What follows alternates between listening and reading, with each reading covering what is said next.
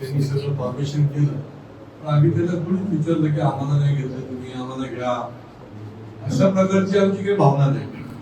आम्ही वेळ पडली तर आम्ही वेगळ्या पद्धतीने देखील विचार करू शकतो, पक्ष विचार करू शकतो. शेवटी या शहराच्या कामकाजामध्ये योग्य दिशेने हे कामकाज विकास झाला पाहिजे, त्या दृष्टीने अंकुश करण्याचं काम हे आम्ही करू शकतो.